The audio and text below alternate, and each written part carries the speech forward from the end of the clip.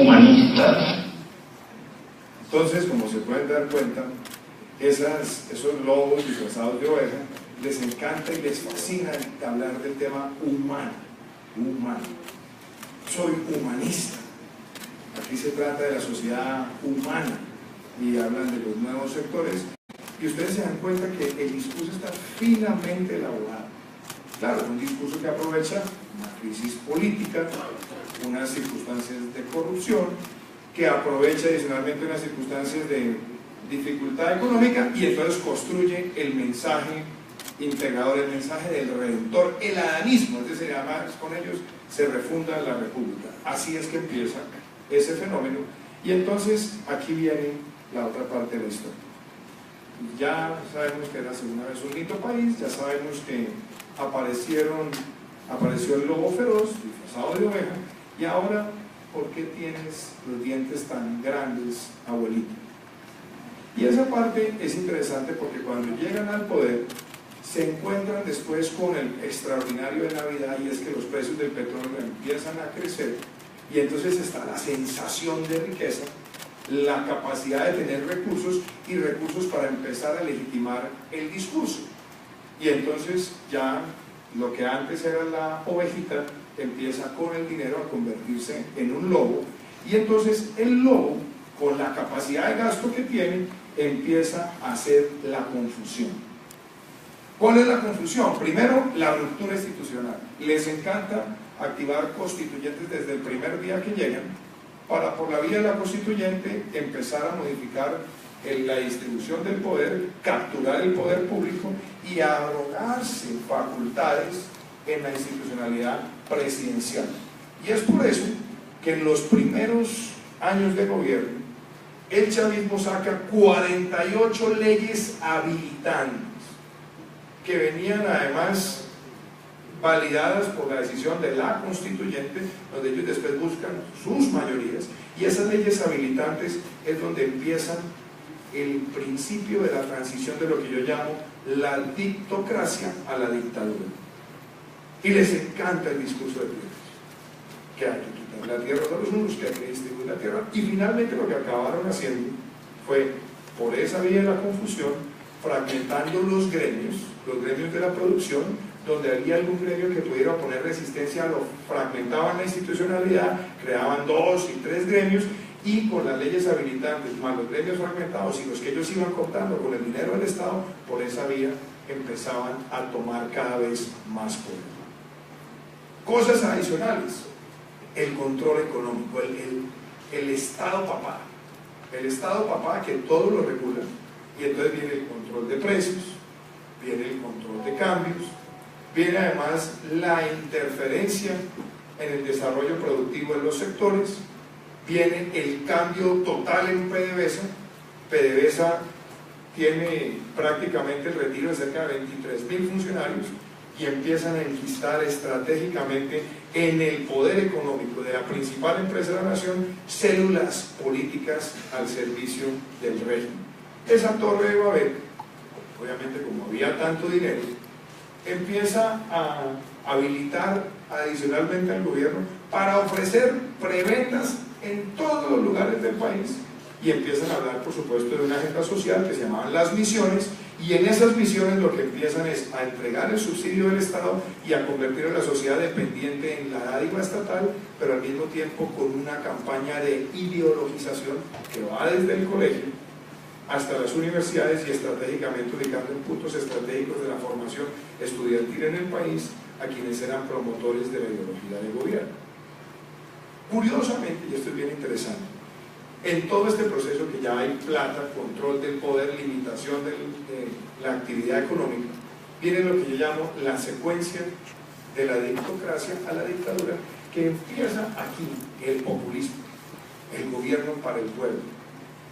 Después viene la mutación, que es el totalitarismo, donde ya empieza a decir, bueno, esto es para nosotros, y ya la última fase es la fase que se meta conmigo, que se atenga. Pero lo curioso de todo esto, para que ustedes lo entiendan, es que se hizo tan dependiente del país en el gasto petrolero por todas las dádivas que daba el gobierno, que aunque el petróleo llegó a alcanzar el precio más alto de la historia, Para poder hacer viable el presupuesto de Venezuela, se necesitaba prácticamente un precio del barril de más de $200. Estaban gastando muchísimo más, inclusive la capacidad de generar ingresos que tenía el gobierno. Y todo parecía normal, no podría decirlo, porque claro, ya habían adquirido tanto control y empezaron a carcomer los medios de comunicación lentamente. La intimidación de los dueños, la intimidación de los directores, después la intimidación de la prensa escrita, y después empieza el Estado a comprar, el exprópiese. Y aparte del exprópiese, el Estado empieza a los que estaban medio blanditos, decirles: me hacen el favor, y traigan por las buenas sus medios, que se los vamos a comprar a determinado precio. Algunos lo hicieron y otros fueron expropiados. Se expropiaron más de 624 empresas en esa transición de la dictocracia a la dictadura. Se acabó por completo el impulso del sector agroindustrial, porque todo fue capturado por el Estado. Se acabó por completo la expansión estratégica que tenía el sector de telecomunicaciones, porque todo lo absorbió el Estado. Y así el drama se fue volviendo cada vez peor. Y eso me lleva a esta siguiente reflexión. Ya le preguntamos a la abuelita por qué tenía los dientes tan grandes, y ahora viene la respuesta: para comer de mejor. La transición de la dictocracia a la dictadura es brutal, porque capturan la asamblea, capturan el poder judicial, convierten el poder electoral en un poder al servicio del gobernante, limitaron por completo la prensa, el aparato privado totalmente intimidado, y por esa vía es que ya empiezan a arreciar y empiezan las detenciones, los presos políticos, los abusos de los derechos humanos, y todo esto en las narices de un continente, las narices de América Latina. Esto, por ejemplo, a mí me parece que es una imagen que lo cuenta todo. Después ya empezaron las cadenas a cualquier brote de oposición, inhabilitar a los opositores, utilizar el Poder Judicial como mecanismo de represión, inventarse pruebas, prácticamente exiliar a muchos de los que representaban una amenaza mediática, o comprarlos, el resquebrajamiento total de la economía. Y ese resquebrajamiento empieza inclusive desde la época de la bonanza, porque como ya era tan inviable fiscalmente, cualquier circunstancia económica adversa podía hacer que el país entrara en una quiebra, y eso ocurrió.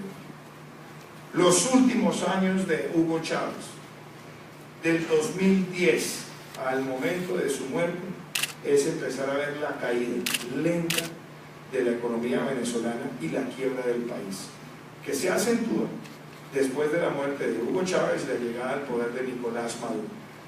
Y lo que antes era esa gran revolución humana empieza a mostrar una realidad trágica, y esta gráfica para mí es monumental. Venezuela volvió en el año 2014, 2015, 2016, 2017 al ingreso per cápita que tenía Venezuela en 1953. Destruyeron toda la capacidad económica del país, destruyeron todo el desarrollo de los mercados, y aún así las finanzas públicas, que estaban ya prácticamente en la inopia, llevaron a que el país tuviera una inflación de más del 200%. Las malas decisiones económicas, la arbitrariedad y la dependencia en el petróleo llevaron a esto. Pero esta gráfica es todavía más trágica aún, y esa es la Venezuela de hoy. ¿Cuántos días, y esto es comparado con un país como Colombia, cuántas horas nos tomaría a nosotros de trabajo poder comprar un pollo, no de cocodrilo, un huevo y una libra de queso? Aquí pueden ver la situación de penuria que vive hoy el pueblo venezolano, la pérdida de poder adquisitivo, la pauperización, la represión y el deterioro. Viene, por supuesto, la protesta social, ciudadana, generalizada, y viene el dolor para todo un continente. Pero no solamente eso, todo el proceso del deterioro de Venezuela en las narices del continente trae otros ingredientes al lado. Una Venezuela que empieza a utilizar malos recursos para financiar espacios políticos en otros países, movimientos áulicos, como dirían los peruanos, ayayeros del régimen, y empieza adicionalmente a ocurrir algo con respecto a Colombia. El apoyo a los grupos armados ilegales en Colombia con ese dinero y otorgarle santuario en su momento a las FARC y hoy, como sigue ocurriendo con el ELN, el permitir que dentro de la estructura de gobierno se consolide un cartel que es el cartel de los soles, donde toda la cúpula del poder venezolano participa del negocio del narcotráfico y utiliza corredores fronterizos en Colombia para nutrirse y enriquecerse. Y ya cuando el continente se da cuenta es demasiado tarde. Ya ni siquiera la protesta social de los últimos años es capaz de detener esto, y aunque haya expresiones electorales que hayan tenido victorias frente al régimen, como ocurrió en el 2007 y recientemente con la elección de la nueva asamblea, la capacidad de represión institucional y cercenamiento es tal que logró aniquilar esas expresiones libres. La conclusión, el éxodo masivo. Más de 1 millón de venezolanos están en territorio colombiano. Se calcula que cerca de otro millón están en otros países del mundo. Un éxodo que no se había visto en ningún país de América Latina en la historia reciente del continente. Y vienen las reflexiones que yo quiero dejarles a ustedes ante toda esta situación. ¿Cuáles son? Si el futuro es de todos. Colombia tiene que ser parte de la solución de lo que ocurre en Venezuela, y lo que ocurre en Venezuela va a tener repercusiones en Colombia, las negativas que está teniendo y las positivas que tenemos que construir. ¿Cuáles son las negativas? Y hablemoslo con claridad. Colombia perdió el mercado venezolano por cuenta de ese deterioro, la perdió por completo. Un mercado que alcanzó a cerca de 6.700 millones de dólares en el año 2008. 6.700 millones de dólares que hoy no tenemos. Hoy inclusive el comercio bilateral puede estar por debajo de los 400 millones de dólares. Esa migración masiva está empezando a generar estrés en la provisión de servicios sociales, en materia de salud, en materia de educación, en materia laboral. Y mantuvimos además el silencio cómplice, primero participando en UNASUR, que es una institución creada con los dineros del petróleo chavista para tener además influencia en los países con los que ellos tenían financiamiento directo y que eso legitimara la acción del régimen. Colombia estuvo allí, claro, primero por tratar de facilitar un canal multilateral, pero lo cierto es que UNASUR ha sido el más grande cómplice de ese régimen. Esa migración masiva, que ya les decía a ustedes las implicaciones que tiene, y adicionalmente la connivencia con los grupos armados ilegales, también repercute muchísimo en la realidad colombiana, y la represión que estamos viendo de opositores también está repercutiendo en nuestro país. El número de solicitudes de asilo, la fragilidad que nosotros tenemos además en la relación bilateral, porque entonces cualquier cosa es utilizada por ellos para generar una tormenta, el debilitamiento de las comisiones binacionales de frontera, y lo que yo llamo la actitud más cínica, y es saber que Venezuela está sufriendo esta tragedia y por mantener la apariencia diplomática no denunciamos a tiempo todo lo que estaba ocurriendo, lo cual hace que el gobierno colombiano sea corresponsable de esta bomba de tiempo. Es inaudito que nos hayamos demorado tantos años en llamar las cosas por su nombre, y lo triste es que aún hoy no las estamos llamando por su nombre. Yo he usado este ejemplo. Si cualquiera de nosotros viviera en el apartamento 202 y el vecino del 201 todas las noches golpea a su esposa y a sus hijos, y el llanto y el clamor se siente puerta a puerta, ¿qué hacemos? ¿Hacemos caso omiso y salimos al otro día a saludar al vecino cortésmente, o hay un deber moral de denunciar? Ese deber moral que lo debió haber ejercido el presidente de Colombia y no se ejerció. Puedo decirles a ustedes que el año pasado lo ejercí como legislador, consiguiendo 76 firmas de senadores de Colombia, 50 congresistas de Chile, para denunciar a Nicolás Maduro ante la Corte Penal Internacional y solicitar la apertura de una observancia preliminar en ese país. Se logró, pero lo más importante es lograr la investigación directa al dictador. Y basta con que un solo jefe de Estado de un país miembro del Estatuto de Roma lo pida para que de oficio se abra esa investigación y pueda haber una gran presión internacional que permita la salida de la dictadura y que haya un tránsito a la democracia. Tránsito que demanda de parte nuestra mucha coherencia. Colombia se tiene que retirar de UNASUR. Lo planteé el año pasado como senador de la República y lo reitero esta vez en este foro. Colombia no puede seguir en UNASUR. UNASUR ha sido el cómplice de esa destrucción y yo respaldo las voces de presidentes como el presidente Piñera y el presidente Macri que han planteado en los últimos días ese retiro. No podemos seguir validando esa dictadura. Y estoy además proponiendo que para estrechar los lazos con los ciudadanos venezolanos en estas circunstancias de afugias necesitamos un fondo de atención humanitaria en la zona de frontera. Un fondo humanitario que se puede financiar con los recursos que iban a comprometer para entregarle a Naciones Unidas en la supervisión del acuerdo con las FARC, que se pueden destinar en este momento para hacer esa atención.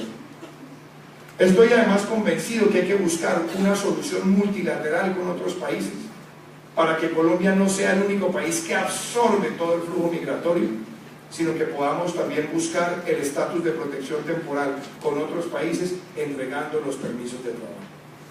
Y hay que hacer una normalización migratoria donde con permisos de trabajo se garantice que emplear a un ciudadano que viene de Venezuela no puede ser en inferiores condiciones a la de un trabajador colombiano, para que no se genere el incentivo perverso de desplazar un puesto de trabajo colombiano por el de un migrante.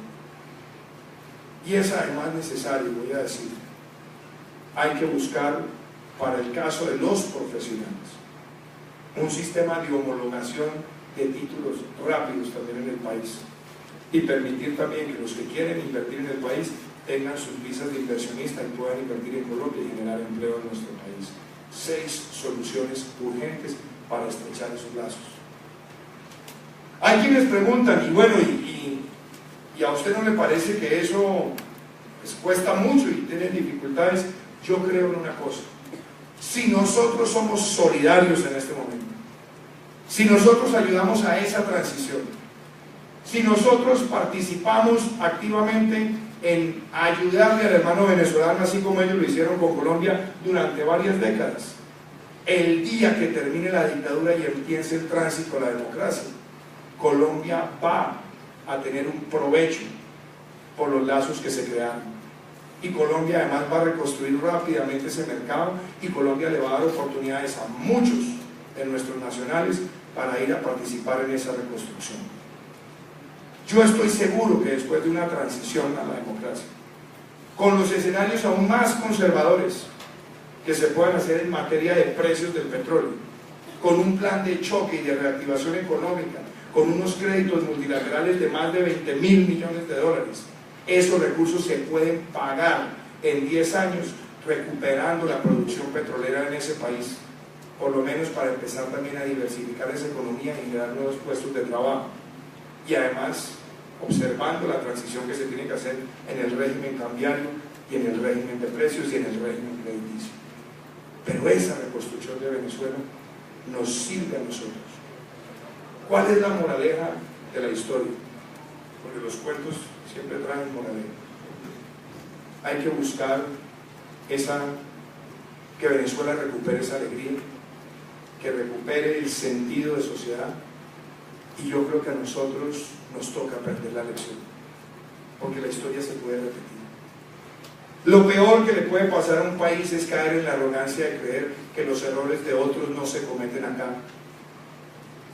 En Venezuela siempre la clase dirigente creyó que ese discurso de la ovejita, que en realidad era un lobo, jamás llegaría al poder.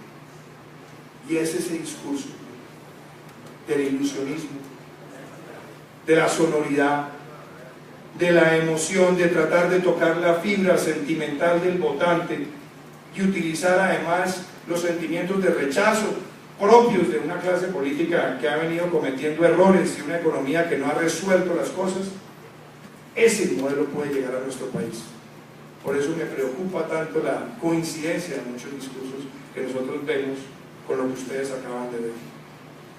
Ese era el discurso. Y la alternativa está en que un país como el nuestro puede prevenir caer en esa tragedia con la argumentación lógica de un modelo de futuro donde prime primero la legalidad, donde se respete la ley, donde se le diga al criminal el que la hace la paga, donde se enfrente la corrupción sin vacilaciones, donde tengamos un modelo de emprendimiento, porque la razón por la cual ese drama ocurrió es por el rechazo al emprendimiento, la estigmatización de la empresa, la censura vituperante del que quiere desarrollar un negocio, el poder inquisidor, el dedo del gobernante que dice qué se hace y qué no se hace, que es propio del adanismo de los que se consideran los refundadores de la República. Un país necesita emprendimiento para contener ese discurso malsano, y el emprendimiento es la única forma que van a surgir micro, pequeñas, medianas y grandes empresas con la posibilidad de formalizar empleo, expandir la clase media y reducir la pobreza. Y esa combinación de legalidad y emprendimiento debe llevar a la equidad.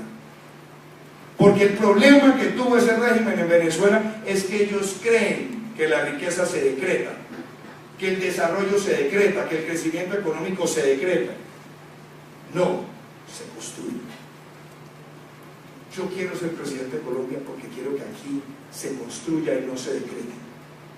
Porque aquí se le den garantías a todos los colombianos de poder prosperar, y que ese discurso ilusorio que empieza siempre en tono menor y que cuando llega al poder va adquiriendo cada vez mayor tonalidad opresora, estigmatizadora y además divisora de la sociedad, jamás sea una alternativa en este país.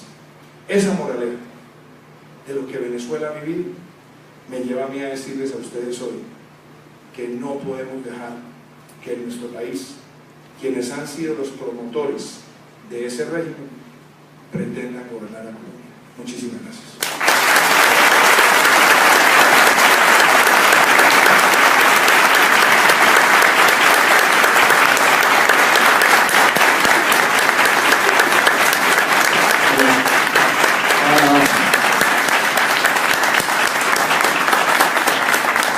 Gracias, doctor, por estar aquí con nosotros hoy. Les cuento que el tema no fue una casualidad. La Universidad de Rosario tiene un observatorio que mira día a día el tema de Venezuela ya hace 14 años, con estudios, con seguimientos. Pero además aquí, como lo decía el rector, el doctor José Manuel Restrepo, estaba con nosotros hoy Naciones Unidas, estaba con nosotros hoy ACNUR y la Organización para las Migraciones, que pretende plantear un foro ilustrado planteando el tema de los retos que se presentan. Pero además lo veo usted en traje de fatiga todos los días, doctor. Yo estoy en traje de fatiga, no, sino de campaña. De campaña, todos los días. No entendía, me dejó confundido la gráfica esa de la ovejita y globos, y eso es allá o aquí. Allá y acá. Acá. Vamos a coordinar brevemente, doctor Iván, unas preguntas con unos estudiantes en nuestro auditorio, pero les voy a robar a ellos una primera pregunta que era prácticamente lo que usted estaba respondiendo al final. ¿Usted realmente piensa que Colombia corre el riesgo cierto de caer en una situación como la de Venezuela? ¿O es parte de la campaña, del discurso electoral de defenderse de que esto viene lobo feroz? Pues es que yo creo lo siguiente, Dulce. Ya lo vivimos.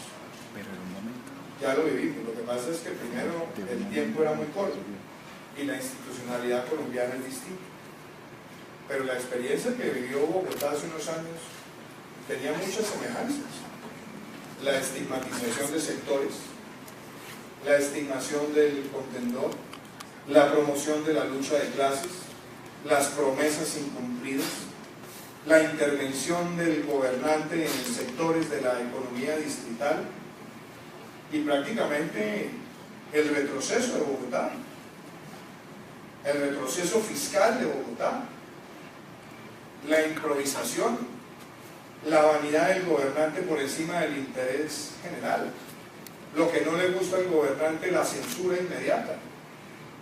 Entonces, ya vimos visos, ya vimos, además, ya vimos, yo diría que hasta los colmillos, de alguna manera.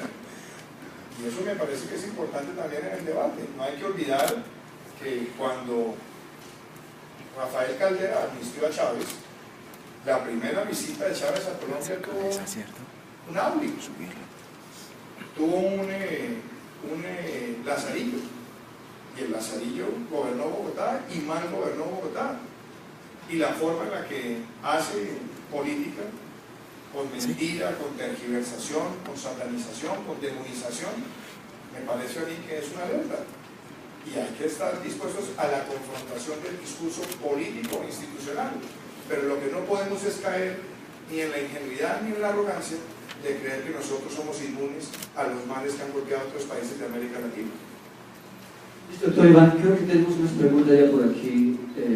Está el micrófono. ¿Alguien quiere preguntar al doctor? Que creo que hay muchas preguntas, pero bueno. Vamos con el compañero de aquí, por favor. ¿Hay el micrófono para acá? ¿Para acá?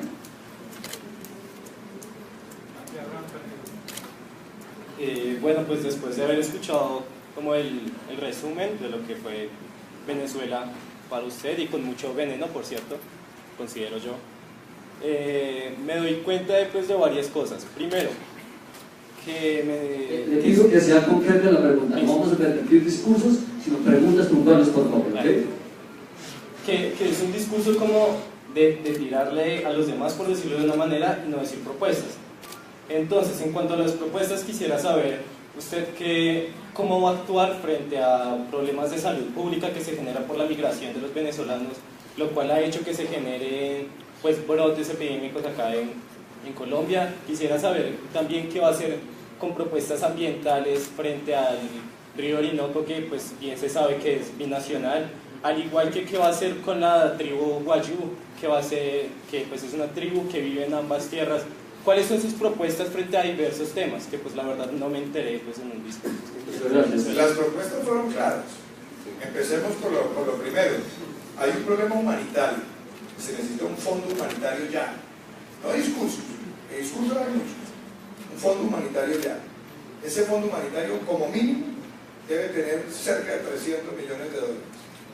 La única forma en la que nosotros podemos garantizar atención de salud y atención social básica para el migrante más vulnerable.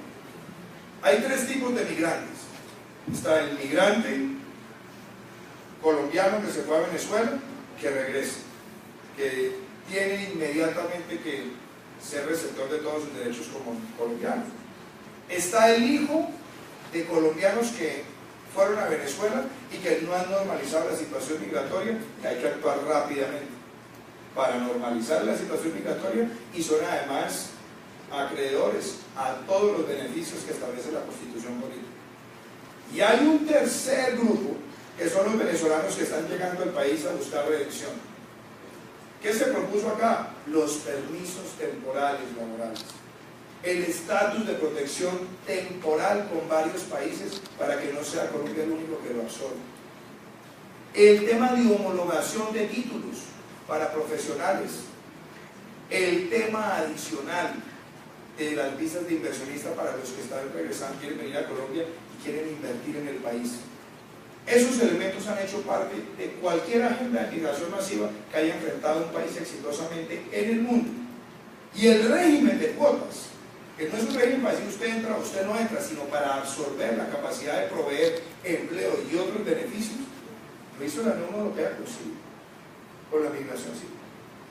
Aquí hay que buscar que entre varios países podamos amortiguar. La salida de Colombia de UNASUR es necesaria para precipitar la salida de un régimen dictatorial, porque UNASUR fue una institución creada al servicio de ese régimen. Afortunadamente, lo que estamos viendo en América Latina, ya estamos volviendo a encontrar defensores del sistema interamericano. Y me parece además urgente y necesario que nosotros fortalezcamos tres cosas en el corredor fronterizo. La vigilancia de las zonas porosas de frontera, por donde está entrando contrabando con la anuencia del régimen en Venezuela. A Colombia entran diariamente el equivalente a 100.000 barriles de combustibles y lubricantes de contrabando que se ganan el arbitraje entre el precio que tienen en Venezuela y el que recibe en Colombia después, con las mafias del gobierno venezolano. A Colombia están entrando, óigame la cifra que les voy a dar, más de 20.000 o 30.000 reses de contrabando al año que se venden en Venezuela a $500 y acá se venden a 1.000. Esas son todas cosas que vienen patrocinadas por ese régimen y que hay que buscar la protección fronteriza. Otra propuesta que planteo. Y la última, que me parece muy importante, es que nosotros como país hagamos un llamado, doctor Peque, al Consejo de Seguridad de Naciones Unidas para que se haga cumplir la resolución 1373 del 2001, que sanciona a cualquier país que le dé albergue a grupos terroristas en su territorio. Venezuela, bajo el régimen de Chávez y Maduro, ha patrocinado el terrorismo colombiano y nos hemos quedado cortos en esa denuncia. Y esa denuncia tiene que hacerse lo más pronto posible y como presidente la voy a hacer, porque me parece que es otro elemento adicional para denunciar a un régimen opresor ante la Corte Penal Internacional.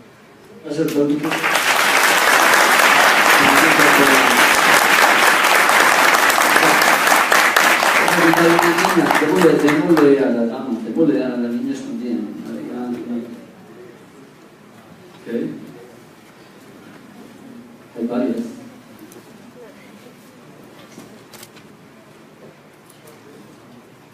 Candidato Duque, quisiera preguntarle, ¿usted no cree que el neologismo que ustedes utilizan del castrochavismo podría ser un instrumento de estigmatización hacia los migrantes venezolanos y que por tanto podría contribuir a la xenofobia?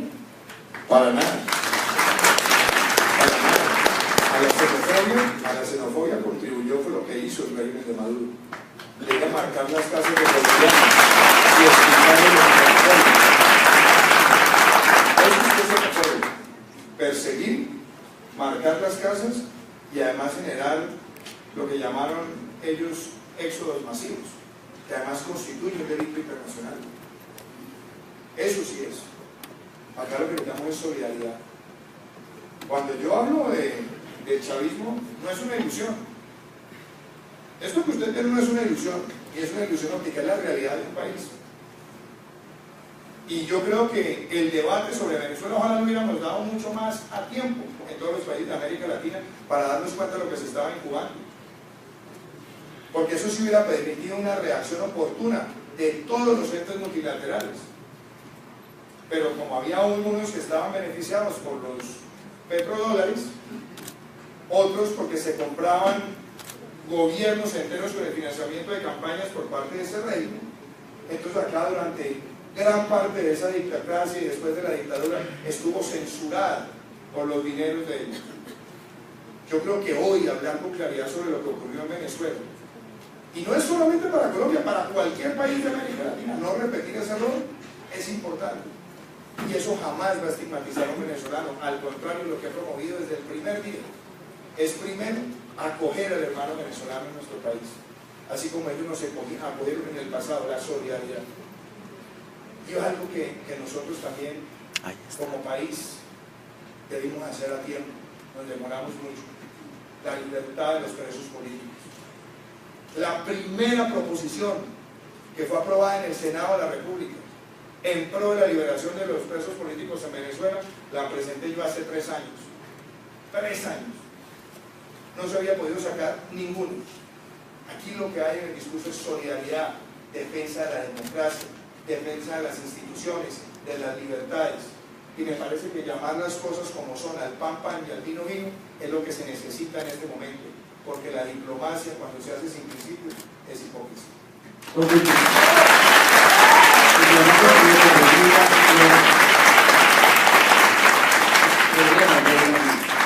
Si usted es presidente de la República el próximo 7 de agosto, va a tener que trabajar muy duro porque lo más probable es que Maduro se haga reelegir, lo más seguro es que va a ser reelegido.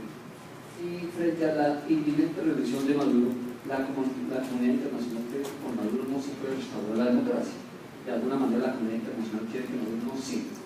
Hemos visto casos como el del presidente Trump amenazando con una invasión militar que no prosperó.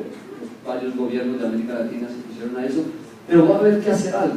Yo le pregunto al doctor Iván, que si usted es presidente de la República, ¿cómo contribuiría usted a que Maduro no siga en el gobierno para comenzar la restauración de la democracia venezolana? En Colombia hay, Adolfo, ejemplos muy, ¿cómo diría yo? Que nos llenan de ilusión. Yo recuerdo la historia de Colombia contada, que cuando empezó el régimen de Fidel Castro en Cuba, en ese enero de 1959, apareció en Colombia la voz solitaria de un gran republicano que era Alberto Lleras. Y Alberto Lleras, que era un gran diplomático, que había sido además secretario general de la Organización de Estados Americanos, dijo: Colombia no puede patrocinar la dictadura. Y la denunció. O en su momento, como lo hizo Rómulo Betancourt con el régimen de Rafael Leónidas Trujillo. La diplomacia se tiene que ejercer, o tiene que ejercer con principios muy firmes y muy sólidos. Lo primero que hay que hacer es no reconocer el proceso electoral en Venezuela. Eso no son unas elecciones, esa es la consolidación de la dictadura. Esas dictaduras que se valen de visos de democracia para legitimar su presencia y seguir oprimiendo a la ciudadanía. Nosotros no podemos aceptar ese proceso electoral. Y nosotros no podemos propiciar, ni auspiciar, ni legitimar tampoco incursiones armadas. Lo que hay que hacer es el cerco diplomático eficaz. Y el cerco diplomático eficaz es que se abra la investigación al dictador en la Corte Penal Internacional. Basta con que un solo jefe de Estado, un país miembro, lo active para que se dé. Si no lo hacen, lo haré como presidente de Colombia. Y espero que me acompañen otros jefes de Estado. Y hablaré con ellos por la importancia que eso tiene para el continente. Y vamos a buscar también en los escenarios multilaterales mostrar el resto de las consecuencias. Es que el problema de las drogas que tiene el cartel de los soles es el principal causante de las crisis del Catatumbo en este momento, porque está enquistado en ese corredor de narcotráfico. Y la invocación de la resolución 1373 es necesaria en Naciones Unidas, llevar ese caso al Consejo de Seguridad. Pero no podemos flaquear en la denuncia de la dictadura. Yo no voy a promover el belicismo, no. Lo que voy a promover es la defensa de la democracia y de las cosas que Colombia ha firmado para que no sean letra muerta. Si Colombia firmó la Carta Democrática, tiene que rechazar tajantemente la dictadura. Si Colombia ha ido al escenario de Naciones Unidas a apoyar a otros países cuando se han presentado a auspicios al terrorismo, tenemos que nosotros también dar ejemplo. Entonces, lo que Colombia puede recibir de parte mía es que voy a proteger siempre al pueblo colombiano y voy a ejercer la diplomacia en defensa de los valores de libertad que han guiado siempre a un país como Colombia, que es la democracia más antigua. Listo, doctor Iván.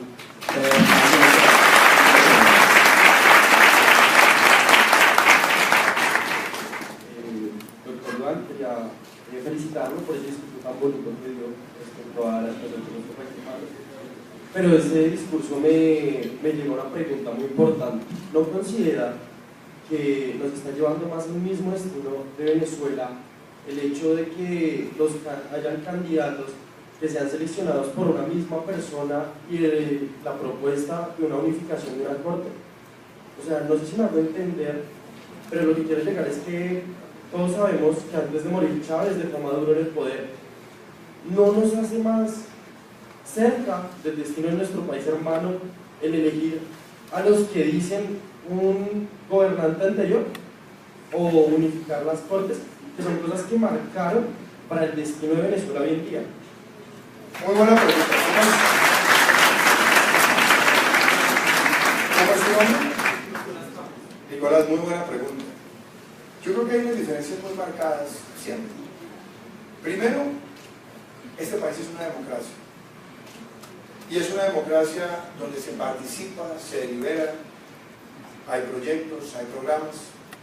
Y dado que la pregunta está dirigida a mí directamente, yo quiero decir esto. Primero, me enorgullece haber participado primero en un proceso de primarias al interior de un partido. donde yo llegué con mis propuestas.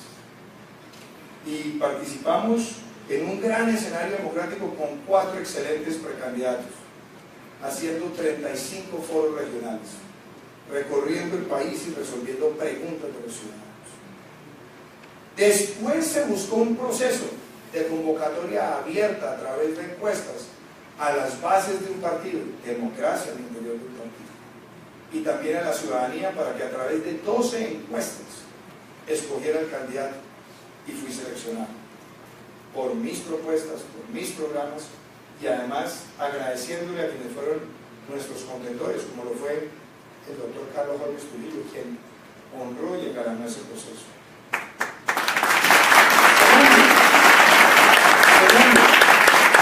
Siempre busquemos una coalición y hagamos un proceso electoral abierto a la ciudadanía. Y fuimos el 11 de marzo a las urnas con nuestros programas, compitiendo con la doctora Marta Lucía Ramírez y el doctor Alejandro Ordóñez, y 4 millones de colombianos respaldaron mi candidatura, cosa que también me honra porque se sintonizaron con un programa. Y ahora sigo haciendo lo mismo, recorriendo el país con un programa para ganar la presidencia de Colombia y gobernar con todos los colombianos, con los que voten por mí, los que no voten por mí, en un marco institucional, para no romper las instituciones y buscar los consensos que necesita Colombia. Eso es una diferencia entre la democracia y la dictocracia o la dictadura, donde un solo señor quiere capturar todos los poderes, quiere además cercenar la inversión, quiere además acabar con la prensa libre, y eso jamás voy a dejar que ocurra en Colombia. Y cierro con esto. Hay un tema muy importante que yo creo que todos tenemos que aprender de esta lección, y es que en Venezuela lo que se dio fue un régimen opresor. Yo no estoy buscando acabar con el sistema judicial de Colombia. Yo lo que he propuesto es una reforma que a gritos lleva pidiendo el país más de 15 años, que tengamos una justicia cercana al ciudadano, que resuelva los temas de ciudadano rápido, que haya política de talento, primeras y segundas instancias fuertes, que tengamos expediente electrónico, mecanismos alternativos de resolución de conflictos. Y se ha abierto un debate, yo sé, pero nunca dije que yo iba a imponer eso en el país, que se abriera un debate sobre cuál debe ser el sistema de cortes. Lo que sí te puedo garantizar, Nicolás, es que yo quiero ser el presidente de Colombia, que escuche a todos los sectores de la población y que ponga de acuerdo a este país en la reforma a la justicia que necesitamos para los próximos 20 y 30 años, y no imponer la mía como lo hizo Chávez para proteger el rey.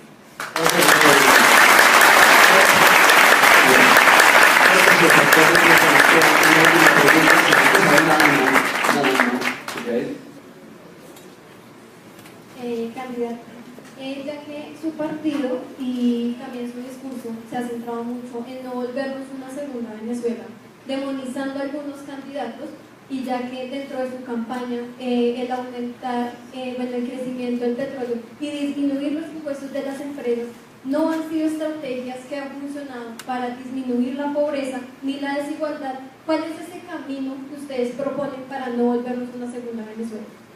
Muy buena pregunta, porque primero yo no soy un promotor de la monoproducción.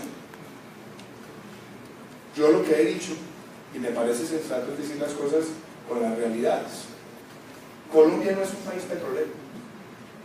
Las reservas de Colombia son para menos de 7 años. El 70% de los campos petroleros son de menos de 1000 barriles diarios. Es decir, Colombia no es ni puede ser un país petrolero con esa realidad. Pero si lo tiene y lo sabe utilizar sosteniblemente, lo necesita.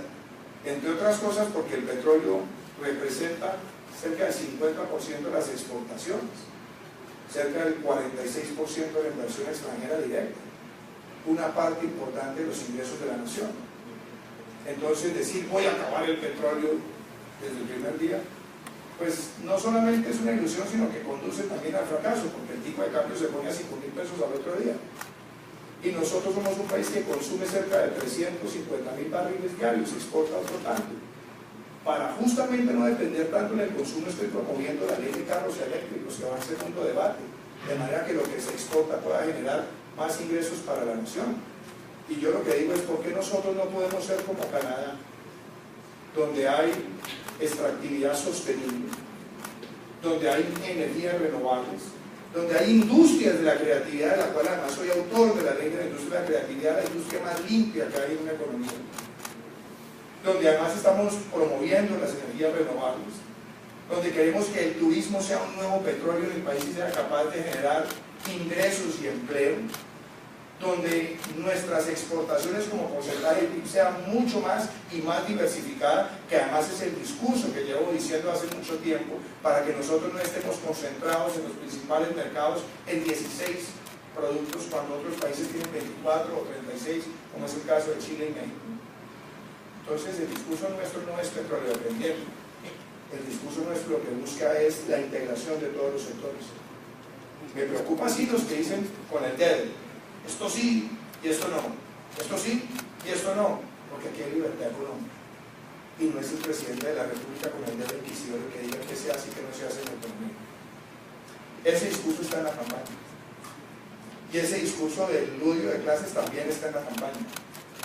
Y si ese discurso tiene semejanzas con lo que ocurrió en Venezuela, ese es el problema de los que lo están predicando. Pero se va a confrontar en democracia y los vamos a derrotar en democracia. Muchas gracias.